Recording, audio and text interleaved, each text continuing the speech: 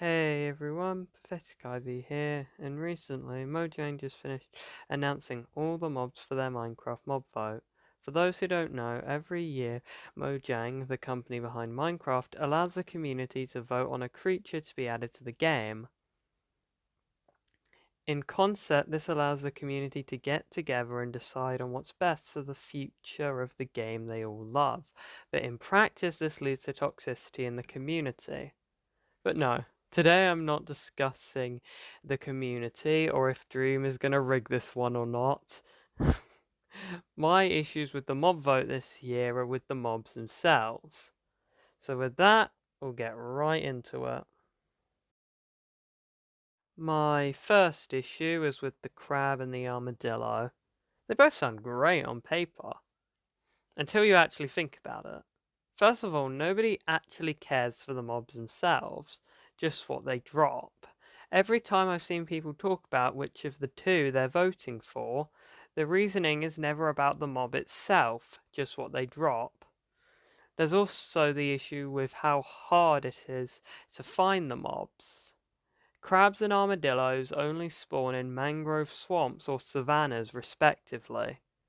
Both biomes can be hard to track down, and I highly doubt people will bother to go looking for them just because of some minor benefits.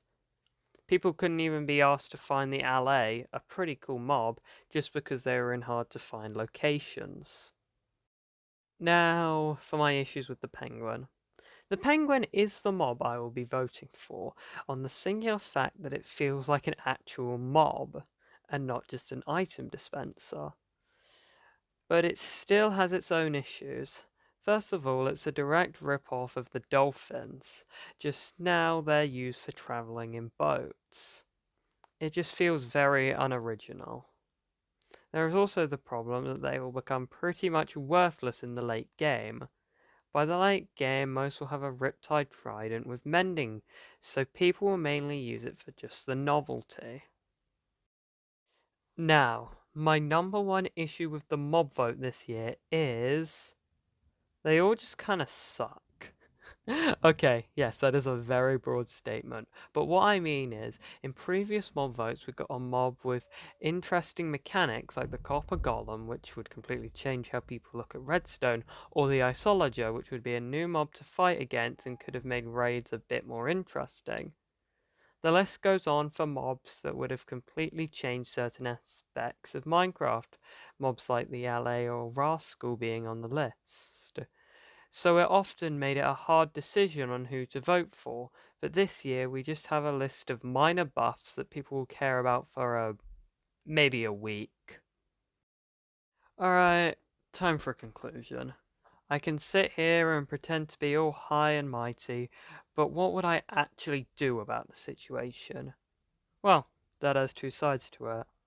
My message to Mojang and my message to the community. First of all, Mojang, you need to stop putting mobs in really obscure locations. I know what you're thinking. It will make more people go there, but in practice it's just killing really good mobs. Now, I need everyone watching this video to take note of what I'm going to say, because if you clicked on this video, then you are more than most likely a Minecraft fan. You guys just need to take risks. Stop voting for the boring mobs like the Sniffer and the Glow Squid. That's how we got here in the first place. Vote for something different and experimental, because it could be a lot of fun.